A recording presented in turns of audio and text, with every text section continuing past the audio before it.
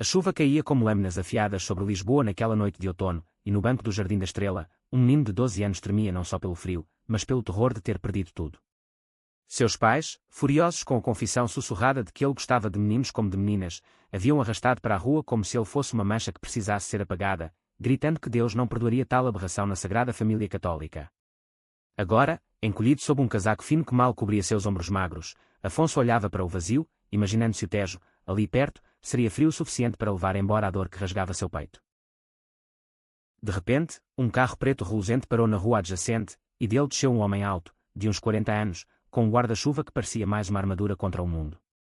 Ricardo, o milionário que construíra um império de tecnologia em startups de energias renováveis, parou ao vê-lo, o coração apertando como se o destino tivesse conspirado para esse encontro.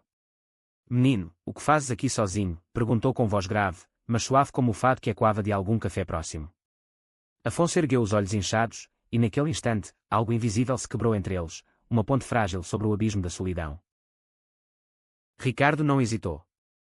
Cobriu o menino com seu casaco de cashmere, ignorando a chuva que encharcava sua camisa, e o levou para o carro, murmurando promessas de abrigo que ele próprio mal acreditava serem reais. Naquela noite, num opulento apartamento com vista para o castelo de São Jorge, Afonso comeu a sopa quente que Ricardo preparou com mãos trêmulas, e pela primeira vez em horas, chorou não de medo, mas de um alívio que parecia um milagre. O milionário, que perdera o irmão mais novo para o preconceito familiar anos antes, via em Afonso o reflexo de sua própria juventude escondida nas sombras de uma sociedade portuguesa ainda presa a velhos tabus. "Fica aqui", disse Ricardo, sentando-se ao lado dele no sofá de couro macio. "Ninguém te expulsará de novo. Eu prometo." Mas promessas, em Lisboa, são como o vento do Tejo, volúveis e cheias de segredos. Nos meses seguintes, Ricardo adotou Afonso legalmente, navegando pelos labirintos burocráticos com advogados caros e depoimentos que pintavam o menino como uma vítima da crueldade urbana. Afonso, agora com um quarto só seu, cheio de livros de poesia de Fernando Pessoa e posteres de azulejos azuis, começou a florescer. Aprendeu a surfar nas praias de Cascais, onde as ondas do Atlântico ensinavam lições de resiliência, e frequentava uma escola particular onde, pela primeira vez, não precisava esconder quem era. Ricardo tornara-se não só pai, mas confidente, compartilhando histórias de sua própria luta, o casamento forçado na juventude, o divórcio amargo, e a descoberta tardia de que seu coração batia por homens como ele, em uma Portugal que, apesar da legalização do casamento gay em 2010, ainda sussurrava julgamentos nas esquinas das tascas. Afonso crescia rápido, seus olhos castanhos ganhando a profundidade de quem sobrevivera ao inferno. Aos 15, ele já questionava o mundo com a ferocidade de um poeta revolucionário. "Porque as pessoas temem o amor, Ricardo. É como se o meu beijo fosse uma praga", disse certa noite, enquanto caminhavam pelo bairro alto, onde as ruas pulsavam com o ritmo da noite lisboeta.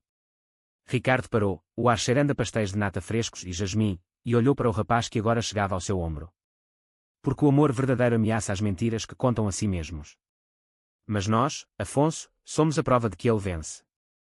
Naquele momento, um flash de algo mais profundo cruzou o olhar de Afonso, não gratidão filial, mas uma faísca de admiração que o deixava confuso, como se o coração dele, ainda em flor, sentisse o perfume proibido de um jardim secreto.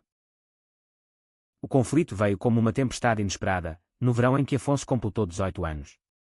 Ricardo, agora um ícone nos círculos empresariais de Portugal, anunciara uma fusão bilionária com uma empresa espanhola, e o stress o isolava cada vez mais.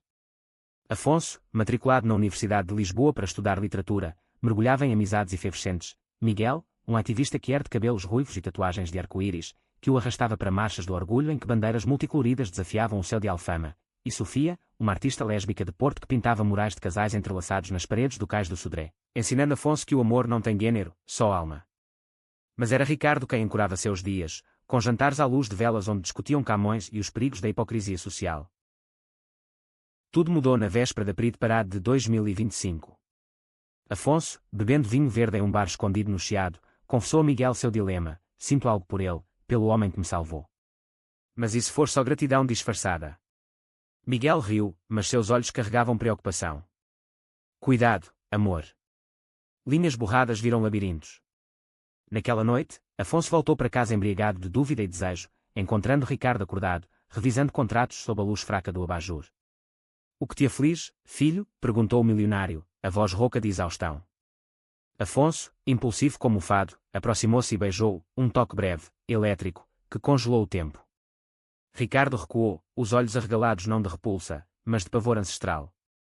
"Não, Afonso. Isso. Isso não pode ser. O silêncio que seguiu foi mais cortante que qualquer expulsão de casa. Afonso fugiu para as ruas de Belém, onde os monumentos aos descobrimentos pareciam zombar de sua alma perdida. Sentou-se nos degraus da torre, o vento salgado chicoteando seu rosto, e chorou pela segunda vez em anos, sentindo-se de volta aos 12, encolhido e indesejado. Ricardo, atormentado, passou a noite em claro, revivendo memórias, seu próprio primeiro amor, um marinheiro de Setúbal que o abandonara por medo do escândalo familiar, e o juramento de nunca mais ferir alguém tão puro quanto Afonso. Pela manhã, ele o encontrou ali, exausto e febril, e o abraçou sem palavras, levando-o de volta para casa em um táxi que cortava a neblina do Tejo. Eu te amo, mas como pai, sussurrou Ricardo, as palavras pesadas como chumbo. Qualquer outra coisa nos destruiria. Afonso assentiu, engolindo o nó na garganta, mas a semente do ressentimento brotara, envenenando o solo de sua gratidão. Os meses seguintes foram um baile de máscaras. Afonso mergulhou nos estudos, escrevendo ensaios sobre a homossexualidade reprimida na literatura portuguesa, de Sá de Miranda a contemporâneos como José Luís Peixoto, canalizando sua dor em páginas que sangravam verdade. Ricardo, por sua vez, viajou a Madrid para selar o acordo empresarial, mas cada ligação para casa era um fio esticado ao limite. Foi durante uma dessas ausências que o destino girou sua roda cruel. Sofia, a artista, convidou Afonso para uma exposição em Porto, onde ele conheceu Duarte, um jovem professor de história de 25 anos, com olhos verdes como as vinhas do Douro e um riso que dissipava nuvens. Duarte, abertamente gay e filho de uma família progressista do Norte, falava de revoluções esquecidas e amores que desafiavam reis, e em uma noite chuvosa no Ribeira, sob as luzes tremuluzentes do rio, eles se beijaram pela primeira vez, um beijo de iguais, livre de sombras paternas. Mas o paraíso é efêmero em terras de fado. Duarte, com seu passado de relacionamentos tóxicos, começou a questionar a lealdade de Afonso, notando como ele ainda corria para Lisboa nos fins de semana para visitar o pai adotivo. Você vive preso a ele, não é? Como se fosse uma dívida eterna, acusou Duarte durante uma discussão acalorada em uma tasca de petiscos, onde o cheiro de bacalhau assado misturava-se ao azedume da briga. Afonso defendeu-se com fúria, ele me salvou da rua. Você não entende o que é ser invisível. As palavras ecoaram, e naquela noite, Duarte partiu para Coimbra, deixando Afonso com um bilhete: o amor não é prisão. Liberte-se ou perca tudo. De volta a Lisboa, Afonso confrontou Ricardo em uma manhã de névoa, no terraço do apartamento onde o sol lutava para romper as nuvens. Eu o beijei porque você é mais que um salvador. Você é o homem que me ensinou a sonhar, e agora eu sonho com algo que você teme. Ricardo, pálido como os azulejos de uma igreja antiga, confessou sua própria fraqueza. Eu te adotei para curar a ferida do meu irmão, mas acabei criando uma minha. Meu coração é um cemitério de amores não ditos, Afonso. Se eu cedesse, seria egoísmo, não amor. Lágrimas escorreram, e pela primeira vez, eles se abraçaram como iguais, não pai e filho, mas sobreviventes de uma guerra invisível contra o preconceito que Portugal ainda carregava nas veias, como resquícios da Inquisição. O clímax irrompeu como um incêndio no verão escaldante de 2026. Ricardo, pressionado por acionistas conservadores que sussurravam sobre sua vida pessoal escandalosa, enfrentava um escândalo fabricado. Um tabloide de direita vazara fotos antigas de sua juventude em manifestações Quer, rotulando-o como o magnata pervertido que corrompe a nação. Afonso, agora um ativista em ascensão, viu o homem que o salvara ser arrastado pela lama midiática, e o fogo da lealdade o consumiu. Ele organizou uma vigília no Rossio, com cartazes que proclamavam "Amor não é crime", reunindo centenas de vozes LGBTQ+, de todo o país, de Faro ao Minho. Duarte, tocado pela notícia, reapareceu, voando de Coimbra com um buquê de flores silvestres do Douro. Eu errei ao duvidar. Seu coração é grande o suficiente para todos nós, disse ele, e eles se reconciliaram sob as estrelas, com o som de fado ao fundo. Mas o verdadeiro golpe veio de dentro. Os pais biológicos de Afonso, alertados pelo escândalo, surgiram das sombras de uma vida hipócrita em Évora, exigindo sua volta à família verdadeira sob ameaça de processos judiciais. Você era nosso, e esse homem o envenenou com mentiras, gritou o pai no tribunal lotado de repórteres, a mãe chorando falsamente ao lado. Ricardo, ao lado de Afonso, testemunhou com voz firme: eu o encontrei encolhido na chuva, como um anjo caído. Vocês o jogaram fora por medo, mas o amor não teme. A juíza, uma mulher de Setúbal com olhos que viam além das aparências, rejeitou o pedido, mas o dano estava feito. Afonso revivia o trauma, questionando se algum lugar seria verdadeiramente seu. Na reta final, o paraíso renasce das cinzas. Ricardo, em um gesto de liberação radical, anunciou publicamente sua orientação sexual em uma conferência em Lisboa, transformando o escândalo em um manifesto de empoderamento que abalou as bolsas e os salões. Eu sou gay, e isso me tornou o homem que sou, um que constrói pontes, não muros, declarou, com Afonso ao seu lado como filho e aliado. Duarte propôs casamento em uma viagem surpresa ao Algarve, nas falésias douradas de Lagos, onde o mar cantava hinos de eternidade. E Ricardo, finalmente livre, encontrou seu próprio amor em um parceiro mais velho, um escritor de Faro que entendia as camadas da alma portuguesa. Afonso, aos 21, sentou-se novamente no banco do Jardim da Estrela, agora com Duarte ao lado, traçando o caminho que o trouxera de volta àquele lugar. Você me salvou 2 vezes, disse ao telefone para Ricardo, que ria do outro lado da linha. Não, meu menino. Você se salvou, e nos salvou a todos. O sol poente tingia o céu de laranja, e pela primeira vez, Afonso sentiu que o amor não era uma dívida, mas uma tapeçaria tecida com fios de dor e redenção, estendendo-se do Tejo ao infinito. Enquanto o outono de 2026 pintava as folhas de ouro em Sintra, Afonso e Duarte instalavam-se em um apartamento modesto no Bairro Alto, onde as paredes ecoavam risos e discussões acaloradas sobre o futuro. Duarte, com sua paixão pela história, enchia o espaço com livros empoeirados sobre a Revolução dos Cravos, recordando como Portugal, em 1974, havia derrubado ditaduras e abraçado liberdades que ainda tardavam a se concretizar para todos. Afonso, inspirado, começou a escrever um romance semi-autobiográfico, Sombras no Tejo, que narrava a jornada de um menino expulso e redescoberto, entrelaçando fatos com ficção para denunciar as cicatrizes invisíveis do preconceito. É como se eu estivesse costurando as partes quebradas de mim, confidenciou a Sofia durante uma visita, enquanto ela desenhava esboços para a capa, silhuetas de 2 homens de mãos dadas contra um fundo de azulejos rachados. Ricardo, agora um farol para a comunidade queer, fundou uma ONG em Lisboa chamada Pontes Invisíveis, financiada por parte de sua fortuna, dedicada a acolher jovens LGBTQ+ em situação de rua. Ele viajava pelo país, de Évora a Braga, palestrando em escolas e igrejas, desafiando padres conservadores com argumentos que misturavam fé e empatia. Deus criou o amor em todas as formas, como as ondas do mar, imprevisíveis, mas eternas. Mas por trás da fachada de herói, Ricardo lutava com solidão. Seu novo parceiro, Manuel, o escritor de Faro, era uma alma gêmea intelectual, mas as diferenças de idade e ritmo, Manuel com sua vida nomade de festivais literários, Ricardo ancorado em reuniões corporativas, criavam fissuras sutis, como rachaduras em um pastel de nata. O primeiro conflito real entre Afonso e Duarte surgiu em uma noite de dezembro, durante o Natal lusitano, quando as luzes de fada iluminavam o chiado como um sonho febril. A família de Duarte, progressista mas produtora, insistira em uma ceia tradicional em Coimbra, com bacalhau à brasa e canções de janeiras. Afonso, convidado como o noivo, sentiu-se exposto sob os olhares curiosos dos tios e primos, que, apesar de acolhedores, faziam perguntas veladas, e como foi crescer sem pais verdadeiros. Deve ser duro carregar esse peso. Duarte defendeu-o com ferocidade, mas o dano estava feito. Afonso revivia o julgamento, o estômago revirando como em uma maré alta. Na volta de trem, ele explodiu: você me trouxe para ser sua causa nobre. Ou sou só o órfão exótico para impressionar sua família perfeita? Duarte, ferido, rebateu: eu te amo pelo que és, não pelo que sofreu. Mas você ainda carrega Ricardo como um escudo, como se ninguém mais pudesse te proteger. A briga escalou em espiral, e quando pelas ruas estreitas de Lisboa quando chegaram à estação. Afonso correu para o apartamento de Ricardo, batendo à porta às 2 da manhã, o rosto molhado de chuva e lágrimas. O milionário, acordado por Manuel que cochilava ao lado, abriu e o puxou para dentro sem perguntas. Sentados na cozinha, com chá de ervas fumegante, Afonso desabafou: eu tenho medo de amar de verdade, Ricardo. Medo de ser expulso de novo, mesmo que só do coração de alguém. Ricardo, com a sabedoria de quem navegara mares tempestuosos, respondeu: o amor não expulsa, ele convida. Mas para convidar, você precisa bater à porta sem armadura. Naquela noite, pai e filho, ou o que restava dessa laço, reconstruíram pontes, e Afonso dormiu no quarto de hóspedes, sonhando com ondas calmas do Douro. O ano novo trouxe reviravoltas que testaram as fundações de todos. Sofia, agora uma artista renomada, recebeu uma comissão para o mural no PRID de 2027, e convidou Afonso para co-criar, transformando Sombras no Tejo em imagens vivas, um menino encolhido se erguendo como uma fênix multicolorida, abraçando um homem de braços abertos sob o Arco do Triunfo de Lisboa.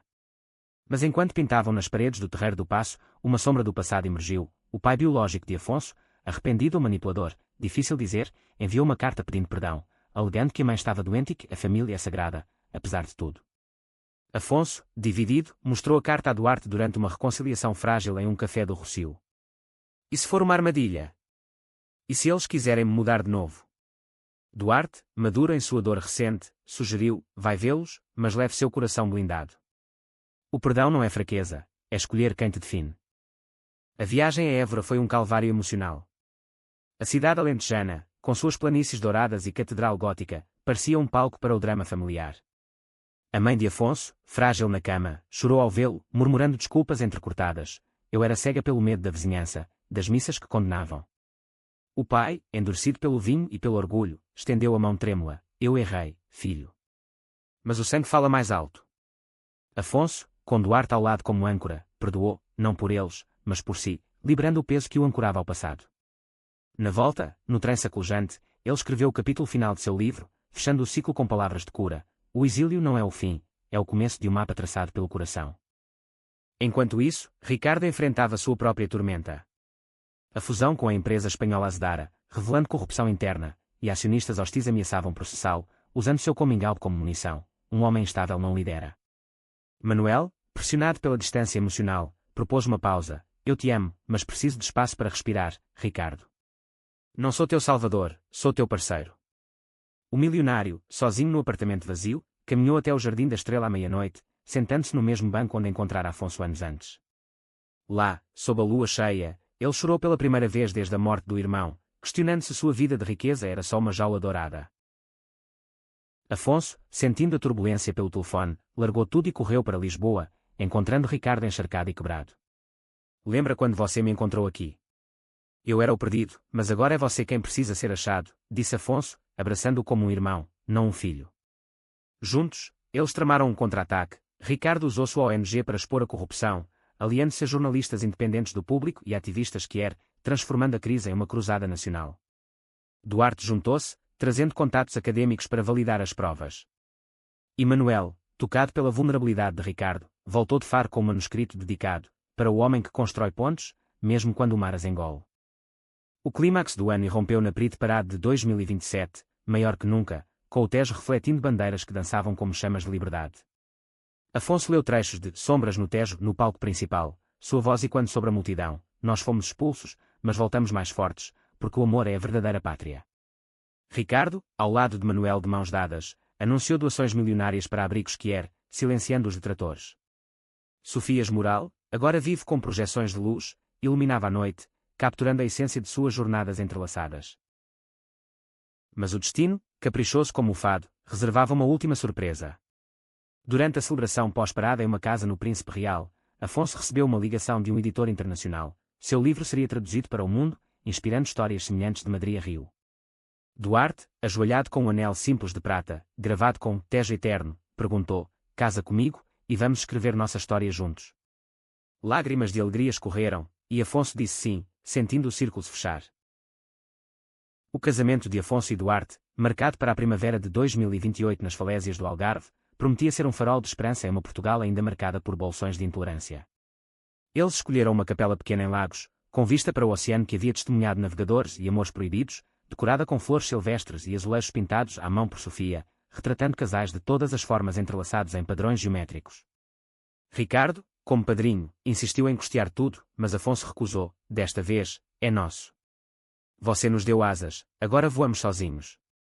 Manuel, agora firmemente ao lado de Ricardo, escreveu os votos, infundindo-os com a poesia de Camões. Amor é fogo que arde sem se ver, mas que consome tudo, inclusive o medo. Preparativos trouxeram novos conflitos, sutis como névoa matinal. A família de Duarte, embora suportive, pressionava por uma cerimônia mais tradicional, sugerindo um padre conservador que, em particular, havia feito comentários dúbios sobre uniões modernas. Duarte, dividido entre lealdade familiar e autenticidade, confidenciou a Afonso: eles me aceitaram, mas ainda vêem nosso amor como uma fase, não um fato. Afonso, com sua cicatriz de rejeição, sentiu a raiva borbulhar: não vamos nos curvar. Se eles não vierem como somos, que fiquem em Coimbra. A discussão azedou o ar salgado da praia, onde eles caminhavam descalços, as ondas lambendo os pés como lembretes de impermanência. Duarte partiu para uma caminhada solitária ao longo da costa, deixando Afonso com o eco de dúvidas: seria ele, afinal, repetindo o ciclo de expulsão, agora invertido? Longe dali, Ricardo enfrentava sua provação maior. A ONG, Pontes Invisíveis, expandia-se, abrindo um centro em Porto, mas um escândalo interno irrompeu. Um voluntário, um jovem de Braga com ambições políticas, acusou falsamente Ricardo de assédio, motivado por inveja e pressão de grupos ultraconservadores que viam a organização como ameaça à moral familiar. Os jornais sensacionalistas, como o Correio da Manhã, estampavam manchetes venenosas: milionário gay abusa de vulneráveis, a verdade por trás da fachada arco-íris. Ricardo, devastado, isolou-se em sua casa de Sintra, entre os palácios românticos e mitos de amores trágicos, recusando visitas até de Manuel. Eu construí isso para curar, não para ferir mais, murmurou ao telefone para Afonso, a voz quebrada como vidro estilhaçado. Afonso, adiando os ensaios do casamento, dirigiu até Sintra sob uma chuva torrencial, encontrando Ricardo encolhido em uma poltrona de veludo, rodeado de fantasmas do passado. Lembra o banco no parque? Você me viu além da sujeira e do medo. Agora, deixa eu te ver, implorou Afonso, ajoelhando-se como um menino que fora. Juntos, eles investigaram a acusação, com Duarte usando sua rede académica para desenterrar e-mails que provavam a falsidade. O voluntário era fantoche de um político de extrema-direita, financiado por doadores anónimos. Manuel, leal, publicou um artigo no Expresso expondo a trama, transformando a vítima em vingador. Ricardo emergiu mais forte, processando os caluniadores e doando mais para a causa, mas o incidente abalou sua confiança, fazendo-o questionar se o amor público valia o preço da exposição. O casamento aproximava-se, e com ele, uma reviravolta inesperada que testou os laços de todos. Sofia, grávida de gêmeos por inseminação artificial com sua parceira, uma médica de Lisboa, pediu a Afonso para ser padrinho, adicionando camadas de alegria e melancolia. Ele, que sonhara com uma família própria, via agora a fragilidade da paternidade que era em uma sociedade que ainda debatia adoções para casais do mesmo sexo. Será que um dia teremos isso sem luta? Perguntou a Duarte durante uma lua de mel antecipada em Sagres, onde o vento uivava como lobos ancestrais. Duarte, tocado pela vulnerabilidade, revelou seu próprio segredo: eu tenho medo de filhos. Meu pai, apesar de tudo, me ensinou que herdar genes é herdar feridas. Mas com você, eu arriscaria. O diálogo, sob as estrelas do Algarve, selou uma promessa. Eles adotariam, um dia, um menino ou menina como Afonso fora, quebrando o ciclo. Mas o destino, sempre dramático em terras portuguesas, reservou o caos para a véspera. Uma tempestade atlântica atingiu o sul, cancelando voos e isolando lagos, enquanto os pais de Afonso reapareciam, não com veneno, mas com uma oferta genuína. A mãe, recuperada, queria abençoar o casamento, trazendo um colar de família, uma cruz de prata com safiras, símbolo de redenção. Afonso, em pânico, ligou para Ricardo. Eles mudaram, ou é só teatro?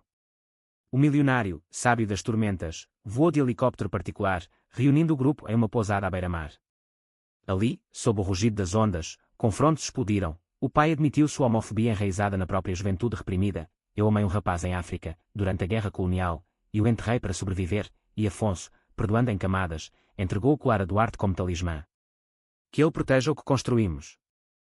O dia do casamento amanheceu claro, o mar espelhando um céu azul infinito. A capela encheu-se de amigos, Miguel com seu megafone de ativista, agora casado com um dançarino de fado, Sofia, radiante apesar da barriga crescente.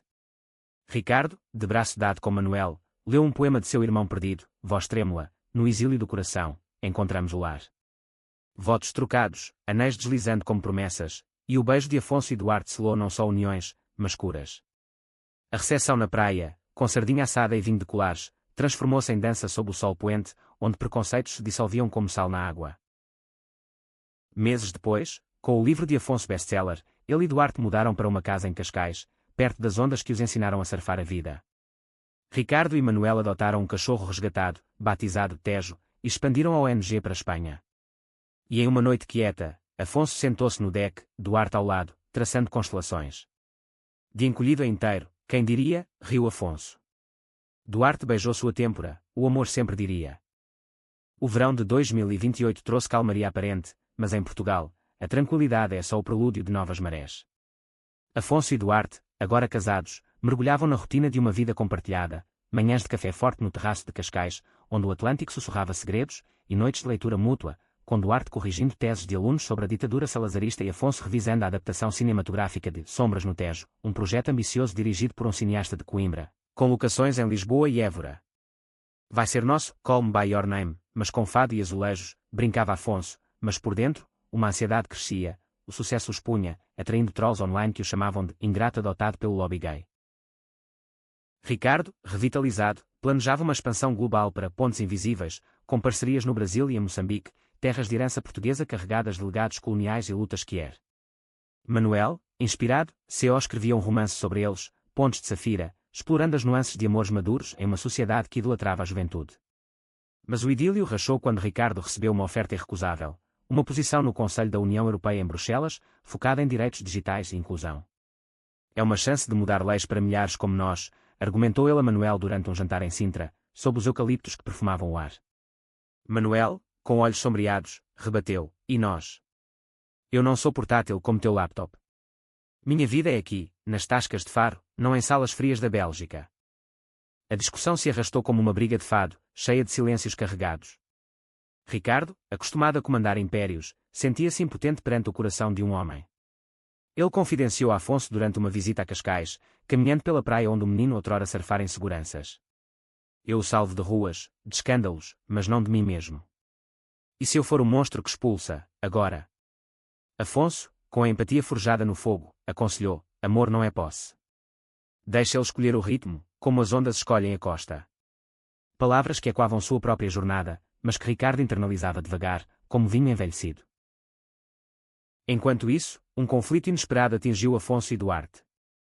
O filme de Sombras no Tejo exigia cenas sensíveis, beijos, abraços, o encontro no banco, e o diretor, um homem de Forte e Poucos de Setúbal com visão artística ousada, insistia em atores não quer para universalidade.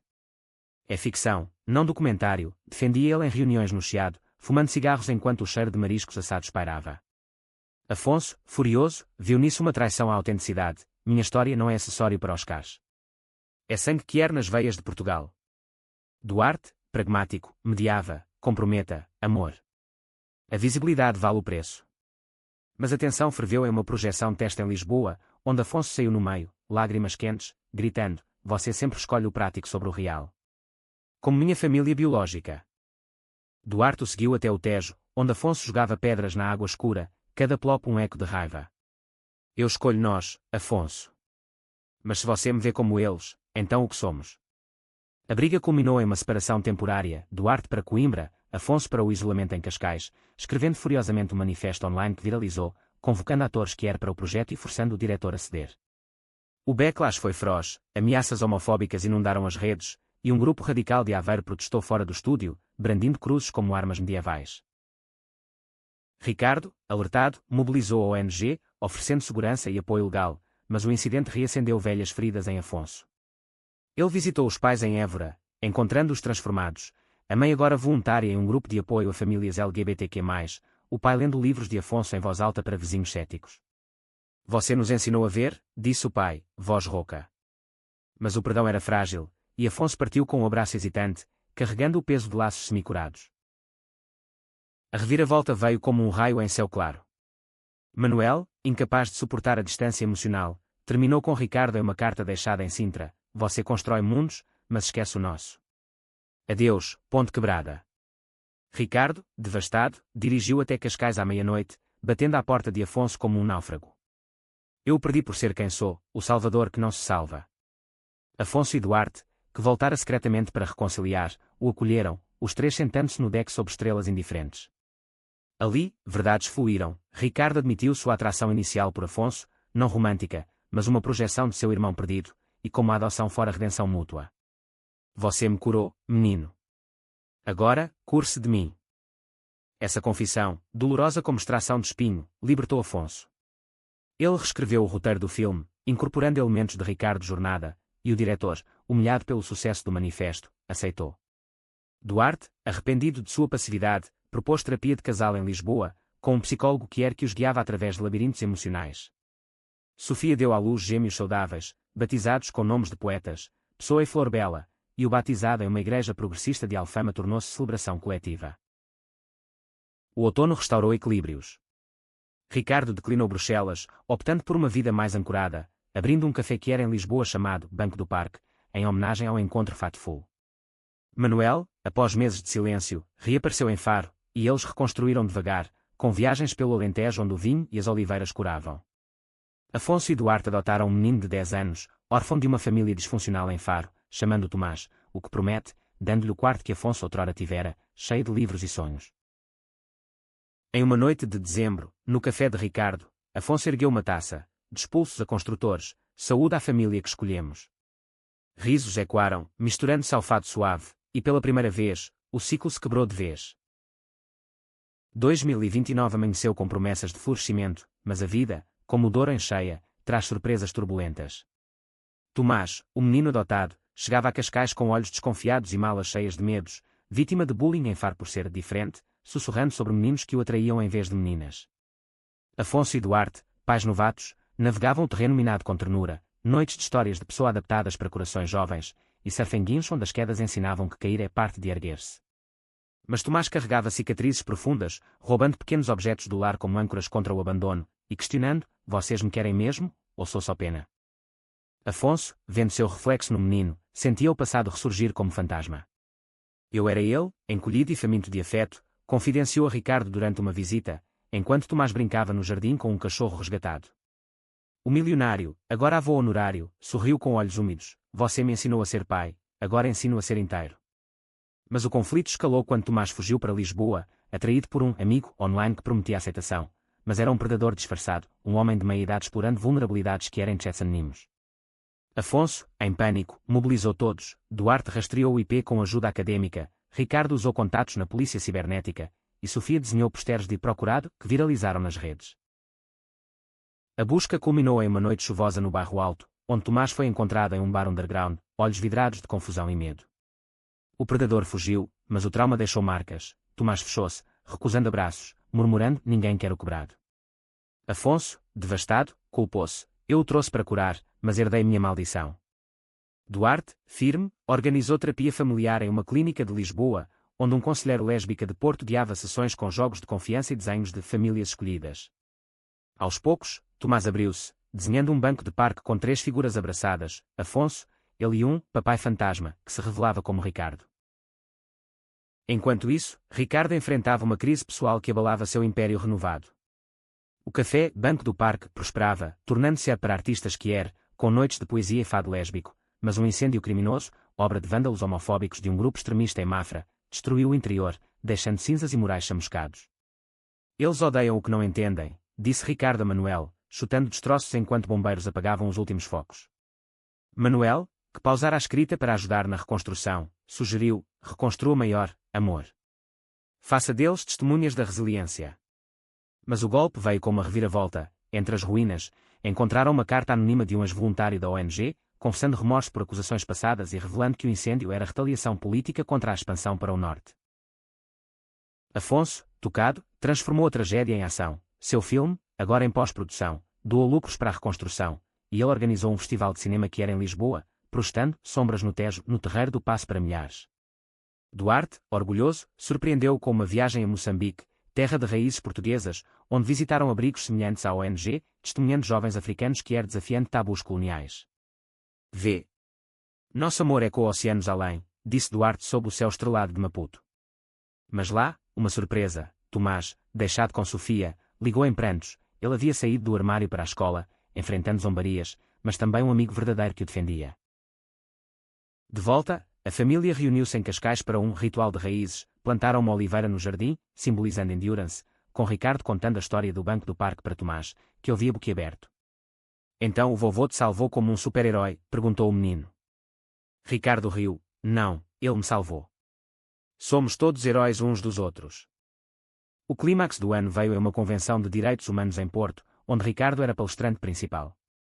Mas um protesto violento irrompeu. Extremistas, inflamados por discursos de ódio em redes sociais, invadiram o evento, gritando slogans medievais e jogando tinta vermelha em bandeiras arco-íris. Afonso e Duarte, presentes com Tomás, formaram um cordão humano ao redor de Ricardo, enquanto Manuel filmava para expor a barbárie. No caos, Tomás foi separado, correndo para as ruas do Ribeiro em pânico. Afonso o encontrou encolhido atrás de uma estátua de Camões, tremendo como ele mesmo aos 12. Eu tenho medo, papai. Eles vão me pegar também. Afonso o abraçou: nunca. Nós somos mais fortes que o ódio, porque amamos em cores que eles não veem. A polícia dispersou os manifestantes, e o evento continuou, com Ricardo discursando sobre as cinzas do café: queimam nossos espaços, mas não nossas chamas. Portugal nasceu de descobertas, agora, descobrimos a nós mesmos.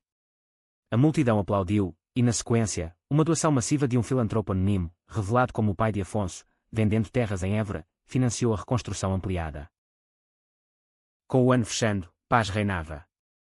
Tomás florescia na escola, com um namoradinho tímido de cabelos cacheados.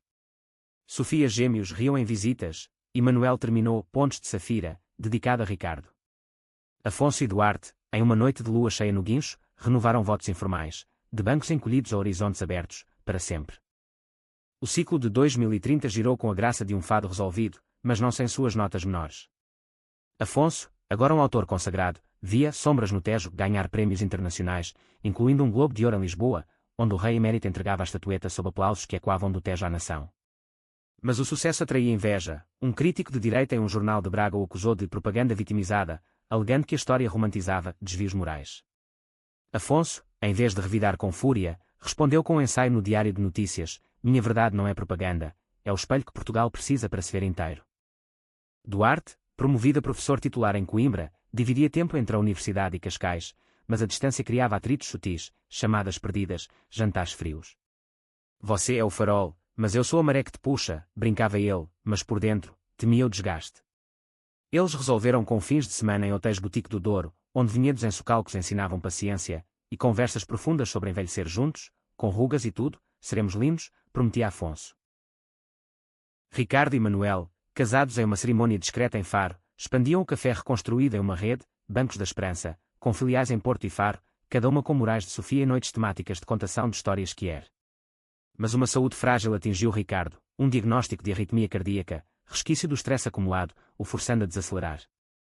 "Eu corri tanto por liberdades alheias que esqueci a minha", confessou a Manuel em uma consulta em Lisboa, onde o cardiologista prescrevia repouso e amor. Manuel, devoto, cancelou turnês literárias, cozinhando pratos alentejanos leves e lento para ele ao entardecer. Tomás, aos 12, ironia do destino, navegava a adolescência com bravura. Seu namoradinho, agora oficial, visitava em Cascais, e juntos surfavam, mas Tomás enfrentava pressão escolar.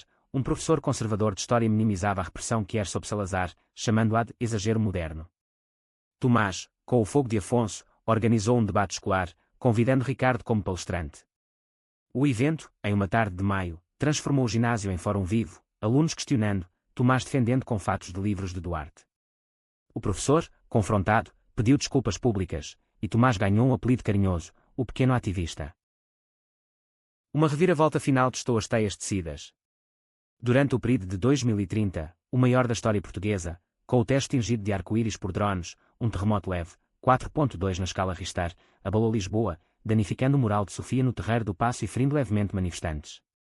No pânico, Tomás se perdeu na multidão novamente, evocando medos ancestrais. Afonso e Duarte o procuraram freneticamente, enquanto Ricardo, ignorando o coração, coordenava resgates via ONG. Encontraram-no seguro, abraçado a um estranho, um jovem migrante que era de Cabo Verde, fugido de violência familiar, que Tomás consolava: "Eu sei como é estar sozinho aqui." Esse encontro inspirou a ação. Afonso e Ricardo fundaram um programa de mentoria transatlântica, ligando jovens portugueses a diásporas lusófonas. Sofia restaurou o mural, adicionando figuras africanas entrelaçadas. Manuel escreveu um conto sobre o terremoto como metáfora de tremores internos superados. No epílogo, uma reunião familiar em Sintra, sob os mitos românticos, selou legados. Afonso, com Duarte e Tomás ao lado, brindou a Ricardo: "Do banco ao mundo, você nos deu o mapa." Ricardo, coração estável, abraçou Manuel: "E vocês, o tesouro." O sol se pôs sobre palácios, pintando o céu em tons de redenção, e o amor, profundo e multifacetado, provou ser a força que Portugal, e suas almas GLBT, sempre precisara, não uma rebelião, mas uma revolução quieta de corações.